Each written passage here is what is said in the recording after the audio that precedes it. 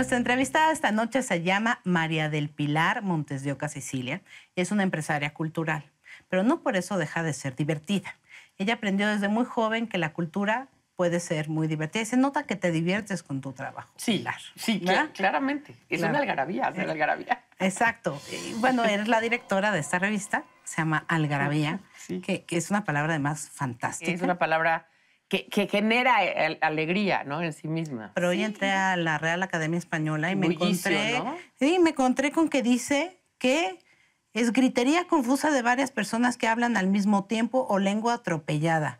Y tú no haces eso. Algarabía sí es un ruido de voces al unísono, porque sí en la misma revista puedes encontrar, por un lado, cosas de ciencia, por un lado, cosas muy elegantes, de repente encuentras cosas de historia, de repente encuentras palabrotas, de repente tienes una frase de tu mamá, ¿no? O otro de la abuelita. Claro, porque ¿no? tú dices que un todo es arcaísmo. cultura. Mi idea es que la cultura está en el taco al pastor, en el pozole, en la frase de la mamá y también en Bach, o en Mozart, o en Pollock, o en Kandinsky, ¿no? O sea, está en todos lados.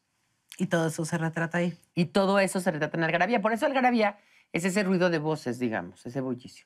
Ahora, yo al diccionario de la Real Academia no le tengo ningún respeto. De hecho, quisiera que desapareciera la Real Academia, porque creo que lo que hace es detener el cambio lingüístico, ¿no? El diccionario de Oxford tiene casi 1 millón de palabras, el de la Real Academia no llega a 200,000. O sea, tiene 5 veces más palabras el de Oxford y el de Webster, porque simplemente el inglés no tiene academias. Claro. Y el francés y el español que tienen academias, pues hacen detener. Además lo has llamado un club de Toby. Ese club de Toby porque son puros hombres, además, sí. Bueno, dejaron entrar una mujer en 1978, la primera. Y en la Academia Francesa, Marguerite Yourcenar fue la primera en 1981. O sea, estamos hablando de que sí realmente es una cosa... Aparte era una cosa especial monárquica. Por eso es la Real Academia. Que también yo a la monarquía tampoco le tengo mucho respeto. Entonces, pues no. No, mejor de consultar el DEM, el Diccionario de Español de México, que lleva ya muchos años haciéndose. Luis Fernando Lara, en el Colegio de México. Y ahí está, es colmex.dem.edu. Y ahí lo pueden consultar. Y el DEM, pongan DEM, y ahí sale. Y el DEM tiene pues todas las palabras que usamos los mexicanos, realmente. O consulten, nosotros tenemos pues desde el chingonario hasta el diccionario de la Che o cosas así que pues también en la Algarabía puedes consultar. Pero sí son palabras que uses todos los días, ¿no? Claro. Tú consultas en la Real Academia y encuentras palabras que están Casi en la desuso. zumba. Sí, Claro, en desuso. claro. La mayoría. La mayoría. No, el claro. otro día fui CU era curruteña, curruta, curreña, curraña. No conocía ni una. No sabía ni Ninguna qué quería palabra. decir ni una. Y eso que tú eres... Bueno, a ver, tú ibas a ser ingeniera cibernética. Sí. ¿Pero sí. qué te pasó que decidiste irte a la filología? Tuve un accidente. ¿Qué y te tuve pasó? Me electrocuté. Te electrocutaste en una tina de hidromasaje. En una tina. ¿Cómo pasó eso? Ay, es una historia larga y pesarosa. No, no la hagas larga. No sé, no, es que la verdad no sé si es larga o es un poco que no se sabe cómo pasó. Ok. O sea, sí, yo estaba ahí y estaba cayendo el agua, estaba con una amiga, eran esos jacuzzis, ¿te acuerdas? Estamos hablando de los finales de los 80, estaba de moda eso. Y entonces, cuando ella se sale estábamos saliendo de prepa, sale de la cama de hidromasaje, toca tierra y yo me empiezo a electrocutar. Estuve 6 meses en el hospital y cuando salí ya no entré a la Ibero, porque la Ibero había empezado en septiembre. Es más, sí entré a la Ibero, pero entré a letras, porque letras sí tenía un intersemestre. Y entré a letras de oyente y luego me cambié a la UNAM a letras. Por eso está ahorita Algarabía y todo lo que ven aquí. ¿Y te cambió la vida? Pues yo creo que me cambió la vida, ¿no? Por eso decíamos de las decisiones. Yo creo que uno toma decisiones de acuerdo a lo que le va pasando, ¿no? Claro. Pero Algarabía no es solamente una revista. Estaba yo revisando tu página de internet y es impresionante. Además tiene una editorial que es Otras Inquisiciones, ¿no? Que además Sí. publica otro tipo de libros, de cine, de amor, de palabras, de historia. De vicios, el sexo, el café, el chocolate, Sí. la cerveza, el vino, el Sí. alcohol. Ajá. Sí, sí, sí. Y además, hoy por hoy estás presentando este libro, ¿no? Que se me hace una cosa fantástica. Agárrense, ahí va. Para insultar con propiedad. Diccionario de insultos. Nos hace mucha falta. En Nos ese hace país mucha en el falta. que estamos además tan enojados, al menos tenemos que hacerlo con algún tipo de dignidad, ¿no? Sí, además, yo el otro día que lo presenté en la Feria Internacional del Libro, pues les dije todos los que le adjudico a Trump Y pues fue genial, ¿no? Porque entonces gazmoño, safio, hétero, tlamecazuelas, Oligofrénico. Ya sabes, oligofrénico, lameculos, gorrino, etcétera, no, así, y mil más, ¿no? Entonces, obviamente, pues la gente se ríe muchísimo porque son palabras, sí, esas sí sacamos algunas del Diccionario de la Academia, otras de Manuel Molinero, otras de Corominas, otras las compilamos y las metimos aquí, pero con ejemplos del día de hoy. Claro. ¿No? Por ejemplo, ñombla es una palabra que se usaba para decir con ñ, ñombla a una persona muy gorda. Entonces, señora, no puede subir a la combi o pague doble pasaje, ñombla, ¿no? Entonces, el ejemplo es muy, muy mexicano, muy del día a día, la palabra del siglo XII, ¿no? Claro. Entonces está muy, muy entretenido. Son más de 2,000 palabras. Más de 2,000 palabras. Ahí está. Cómprenlo, ¿no? Es la antítesis un poco de chingonario, si no se te das cuenta, porque el chingonario tiene pura palabra altisonante. Y aquí no hay ni una mala altisonante, ¿no? Porque si yo digo gazmoño, pasguato. Ahora vamos a abrirlo al azar. Exacto. Por Jífero. ejemplo. Ándale. O sea, jífero, por ejemplo. Merijón. Merijón, ¿no? Indino, incróspido. Hétera es para decirle a una prostituta, ¿no? Con H, además. Flatoso, ¿no? Para una persona que come mucho y luego hace de las suyas, ¿no? Entonces, felón, ¿no? Felón, que comete felonías. Felonías, comete ladrón. Sí, felonías, deslealtad, traiciones, sobre todo traición. Y ha sido una línea interesante que se ha abierto desde el chingonario, ¿no?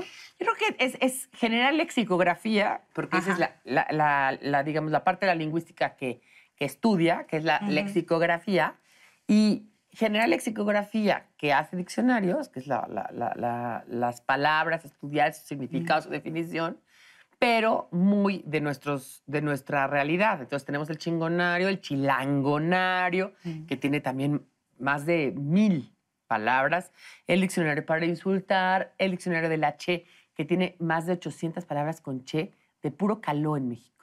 Desde chamba, chafa, chela, ¿no? Chóstomo, cheve, chele, chelero, cheliza, no, o sea, todo y todos los apodos. Es impresionante porque los apodos, la mayoría son con che.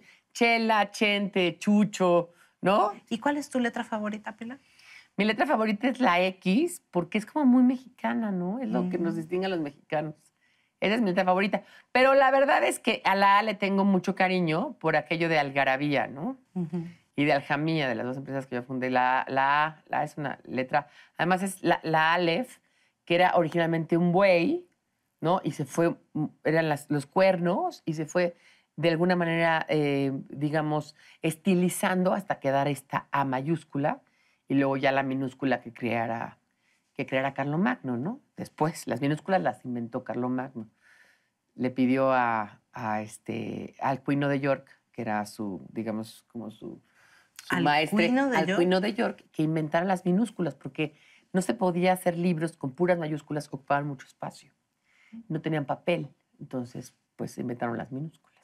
Por eso, por economía. Por economía. Entonces, ya las minúsculas fueron más inventadas. Las otras sí vienen como de una estilización más natural, ¿no? Entonces, la A me gusta también. La A y la X. Okay. Una última pregunta. En una entrevista decías algo muy interesante, que el español es la segunda lengua materna que se habla en el mundo después del chino. ¿Qué perspectivas les ves a nuestro idioma en el mundo actual? Es impresionante. Yo creo que eso es algo que la gente a veces no aquilata, el valor que es hablar una lengua tan global como el español, ¿no? Quizás cuando yo era chica, todavía había gente que le daba como pena en el sur de los Estados Unidos hablar español. Ahora el español es la lengua más hablada. De hecho, el último mapa que vi en Estados Unidos decía lenguas habladas, segundas lenguas habladas en la Unión Americana, bueno, obviamente todo esto en inglés, además del inglés y el español. Además del inglés y el español. El español ya están. Y se espera que para el año 2060 en Estados Unidos haya más hablantes, sea el segundo país con más hablantes de español después de México. México es el primer país con más hablantes de español, somos 125 millones de personas. Después le sigue más o menos entre España y Argentina, que son ahí entre 45 y 48 millones de personas.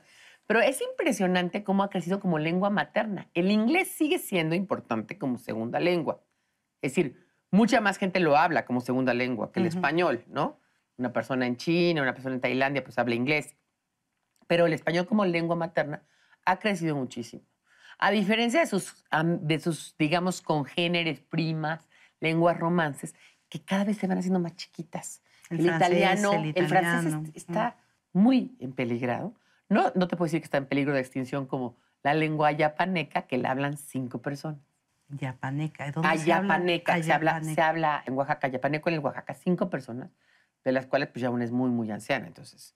Y yo he visto al último hablante de alguna lengua indígena, ¿no? Y la última persona que habla una lengua pues ya se muere con ella.